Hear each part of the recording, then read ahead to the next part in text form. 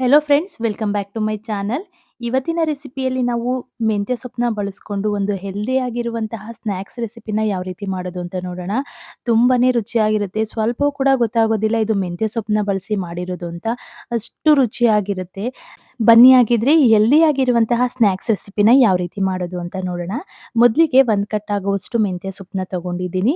ಇದನ್ನ ತುಂಬಾ ಕಡ್ಡಿ ಥರ ತಗೊಳ್ಳೋದು ಬೇಡ. ಈ ಥರ ಎಲೆ ಎಲೆ ಅಂತದನ್ನ ಬಿಡಿಸ್ಕೊಂಡು ಚೆನ್ನಾಗಿ ವಾಶ್ ಮಾಡ್ಕೊಂಡು ಇಟ್ಕೊಂಡಿದ್ದೀನಿ. ತುಂಬಾ ಕಡ್ಡಿನೂ ಬೇಡ. ಈ ಥರ ಎಲೆ ಎಲೆ ಅಂತದನ್ನ ಬಿಡಿಸ್ಕೊಳ್ಳಿ. ಇದಾದ ನಂತರ ಇವಾಗ ನಾವಿದನ್ನ ಸಣ್ಣದಾಗಿ ಕಟ್ ಮಾಡ್ಕೋಬೇಕಾಗತ್ತೆ. ನಿಮ್ಗೆ ಎಷ್ಟು ಸಾಧ್ಯನೋ ಅಷ್ಟು ಸಣ್ಣದಾಗಿ ಕಟ್ ಮಾಡ್ಕೊಳ್ಳಿ. ತುಂಬಾ ದಪ್ಪದಾಗಿ ಕಡ್ಡಿ ಕಡ್ಡಿ ಥರ ಎಲ್ಲ ಕಟ್ ಮಾಡ್ಕೊಳ್ಳೋದು ಬೇಡ. ಸಣ್ಣದಾಗಿ ಕಟ್ ಮಾಡ್ಕೊಳ್ಳಿ. ನೋಡಿ ಇಲ್ಲಿ ನಾನು ಈ ಥರ ಸಣ್ಣದಾಗಿ ಕಟ್ ಮಾಡಿ ಇಟ್ಕೊಂಡಿದ್ದೀನಿ. ಇದಾದ ನಂತರ ಒಂದು ಬೌಲ್‌ನ ತಗೊಂಡು ಅದಕ್ಕೆ 1 ಕಪ್ ಆಗುವಷ್ಟು ಅವಲಕ್ಕಿನ ತಗೋತಾ ಇದ್ದೀನಿ. ಇದಕ್ಕೆ ಇವಾಗ ನೀರು ಹಾಕ್ಕೊಂಡು ಒಂದ್ 2ರಿಂದ 3 ಸರಿ ಚೆನ್ನಾಗಿ ವಾಶ್ ಮಾಡ್ಕೊಳ್ಳೋಣ. ಅದಾದ ನಂತರ ಸ್ವಲ್ಪ ನೀರು ಹಾಕ್ಕೊಂಡು ಒಂದ್ 2 ನಿಮಿಷ ನೆನೆಸಿಟ್ರೆ ಸಾಕು. ಅಷ್ಟರಲ್ಲಿ ಅವಲಕ್ಕಿ ಎಲ್ಲ ಚೆನ್ನಾಗಿ ನೆಂದ್ಕೊಳ್ಳುತ್ತೆ. ಈ ಅವಲಕ್ಕಿ ನೆನೆಯೋಷ್ಟ್ರೊಳಗಡೆ ಒಂದು ಮಸಾಲೆನ ರೆಡಿ ಮಾಡ್ಕೊಳ್ಳೋಣ. ಮಸಾಲೆಗೆ ಸ್ವಲ್ಪ ಬೆಳ್ಳುಳ್ಳಿ, ಸ್ವಲ್ಪ ಶುಂಠಿ, ಹಾಗೇನೆ 1 ಸ್ಪೂನ್ ಆಗುವಷ್ಟು ಧನಿಯಾನ ಸೇರಿಸ್ಕೊಳ್ತಾ ಇದ್ದೀನಿ. ಇದಕ್ಕೆ ಒಂದು ಅರ್ಧ ಸ್ಪೂನ್ ಆಗುವಷ್ಟು ಜೀರಿಗೆ, ಒಂದು 1/4 ಸ್ಪೂನ್ ಆಗುವಷ್ಟು ಸೋಂಪು ಕಾಳನ್ನ ಹಾಕೊಂಡು ಇವಾಗ ಇದಕ್ಕೆ ನಾವು ನೆನೆಸಿಟ್ಕೊಂಡಿರುವಂತಹ ಅವಲಕ್ಕಿ ಸೇರಿಸ್ಕೊಳ್ಳೋಣ. ನೀವು ಅವಲಕ್ಕಿನ ಮಸಾಲೆಯ ಜೊತೆ ರುಬ್ಬಕ್ಕಾದ್ರೂ ಸೇರಿಸ್ಕೋಬೋದು ಅಥವಾ ಹಾಗೆ ಬೇಕಾದ್ರೂ ಸೇರಿಸ್ಕೋಬೋದು. ನಾನಿಲ್ಲಿ ಮಸಾಲೆ ಜೊತೆನೇ ಸೇರಿಸ್ಕೊತಾ ಇದ್ದೀನಿ. ಈ ಅವಲಕ್ಕಿಲಿರುವಂತಹ ನೀರೆಲ್ಲನೂ ಚೆನ್ನಾಗಿ ಹಿಂಡಿ ಸೇರಿಸ್ಕೊಳ್ಳಿ. ಇದಾದ ನಂತರ ಖಾರಕ್ಕೆ ಒಂದು 2 ಹಸಿರುಮೆಣಸಿಕಾಯಿನ ಹಾಕ್ಕೊಂಡು ನೀರೇನು ಹಾಕ್ಕೊಳ್ದೇನೆ ತರಿ ತರಿಯಾಗಿ ರುಬ್ಕೊಳ್ಳೋಣ. ನೋಡಿ ಈ ಥರ ನೀರೇನು ಹಾಕ್ಕೊಳ್ದೇನೆ ಈ ಥರ ತರಿ ತರಿಯಾಗಿ ರುಬ್ಕೋಬೇಕು. ಇದಾದ ನಂತರ ಒಂದು ಬೌಲ್‌ನ ತಗೊಂಡು ಅದಕ್ಕೆ ನಾವು ಕಟ್ ಮಾಡಿ ಇಟ್ಕೊಂಡಿರುವಂತಹ ಮೆಂತ್ಯ ಸೊಪ್ಪನ್ನ ಸೇರಿಸ್ಕೊಳ್ಳೋಣ. ಹಾಗೇನೆ ನಾವು ರುಬ್ಬಿಟ್ಕೊಂಡಿರುವಂತಹ ಮಸಾಲೆನೂ ಕೂಡ ಸೇರಿಸ್ಕೊಂಡು ಇದಕ್ಕೆ ಸಣ್ಣದಾಗಿ ಹೆಚ್ಚಿರುವಂತಹ ಒಂದು ಈರುಳ್ಳಿನ ಸೇರಿಸ್ಕೊತಾ ಇದ್ದೀನಿ.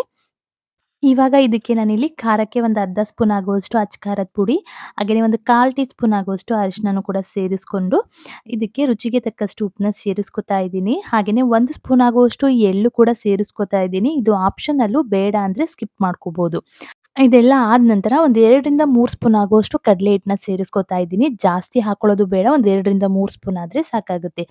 ಇವಾಗ ಇದಕ್ಕೆ ನೀರೇನು ಹಾಕದೇ ಇರೋ ಥರ ಕೈಯಲ್ಲೇನೆ ಚೆನ್ನಾಗಿ ಇದನ್ನ ಕಲಿಸ್ಕೋಬೇಕು. ಆ ಈರುಳ್ಳಿ ಸೊಪ್ಪಲ್ಲಿರುವಂತಹ ನೀರಿನ ಅಂಶನೇ ಸಾಕಾಗುತ್ತೆ. ಎಕ್ಸ್ಟ್ರಾ ಯಾವುದೇ ಥರ ನೀರನ್ನ ಸೇರ್ಸೋದು ಬೇಡ. ಕೈಯಲ್ಲೇನೆ ಈ ಸೊಪ್ಪು ಹಾಗೆ ಈರುಳ್ಳಿಲಿರೋ ನೀರಿನ ಅಂಶ ಎಲ್ಲ ಚೆನ್ನಾಗಿ ಬಿಡೋ ಥರ ಕೈಯಲ್ಲೇನೆ ಚೆನ್ನಾಗಿ ಈ ಥರ ಮಿಕ್ಸ್ ಮಾಡ್ಕೊಳ್ಳಿ. ನೀವಿಲ್ಲಿ ನೋಡ್ತಾ ಇರ್ಬೋದು, ನಾವು ಇದಕ್ಕೆ ಯಾವುದೇ ಥರ ನೀರನ್ನು ಕೂಡ ಸೇರಿಸ್ಕೊಂಡಿಲ್ಲ. ಅದೇ ಸೊಪ್ಪು ಹಾಗೆ ಈರುಳ್ಳಿಲಿರೋ ನೀರಿನ ಅಂಶನೇ ಕೂಡ ಚೆನ್ನಾಗಿ ಬಿಟ್ಕೊತಾ ಇದೆ. ಈ ಹದಕ್ಕೆ ಬರಬೇಕು, ಅಲ್ಲಿವರೆಗೂನು ಇದನ್ನ ಚೆನ್ನಾಗಿ ಕಲಿಸ್ಕೊಳ್ಳಿ.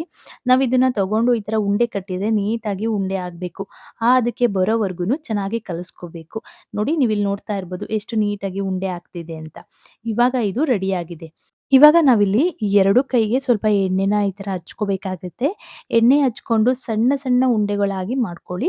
ಈ ಥರ ಸಣ್ಣ ಸಣ್ಣ ಉಂಡೆಗಳಾಗಿ ಮಾಡ್ಕೊಂಡು ಕೈ ಮೇಲೇನೆ ಇದನ್ನ ಈ ಥರ ನೀಟಾಗಿ ತಟ್ಕೋಬೋದು. ನೀವು ಕೈ ಮೇಲೆ ಬೇಡ ಅಂದರೆ ಒಂದು ಬಟರ್ ಪೇಪರು, ಬಾಳೆದೆಲೆ ಯಾವುದ್ರ ಮೇಲಾದ್ರೂ ಕೂಡ ತಟ್ಕೋಬೋದು. ನೋಡಿ ಈ ಥರ ನೀಟಾಗಿ ಬೆರಳಿಂದಾನೇ ಈ ಥರ ನೀಟಾಗಿ ತಟ್ಕೋಬೋದು.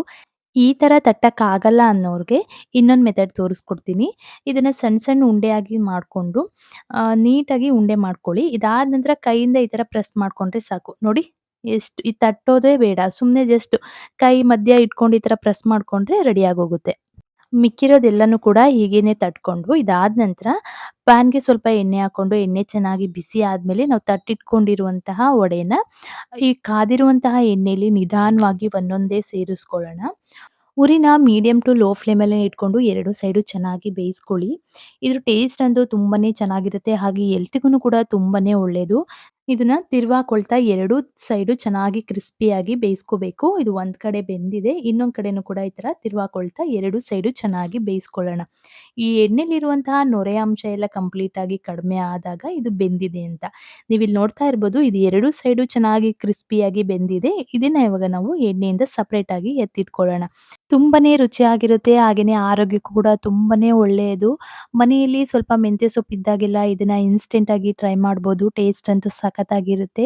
ನೋಡಿದ್ರಲ್ಲ ಫ್ರೆಂಡ್ಸ್, ಎಷ್ಟು ಸಿಂಪಲ್ ಆಗಿ ಟೇಸ್ಟಿ ಆಂಡ್ ಹೆಲ್ದಿ ಆಗಿರುವಂತಹ ಸ್ನ್ಯಾಕ್ಸ್ ರೆಸಿಪಿನ ಮನೆಯಲ್ಲಿನೇ ಮಾಡ್ಕೋಬಹುದು ಅಂತ. ಐ ಹೋಪ್ ನಿಮ್ಮೆಲ್ಲರಿಗೂನು ಈ ರೆಸಿಪಿ ಇಷ್ಟ ಆಗಿದೆ ಅನ್ಕೋತೀನಿ. ಈ ರೆಸಿಪಿ ನಿಮ್ಗೆ ಇಷ್ಟ ಆಗಿದೆ ಒಂದು ಶೇರ್ ಮಾಡಿ, ಲೈಕ್ ಮಾಡಿ.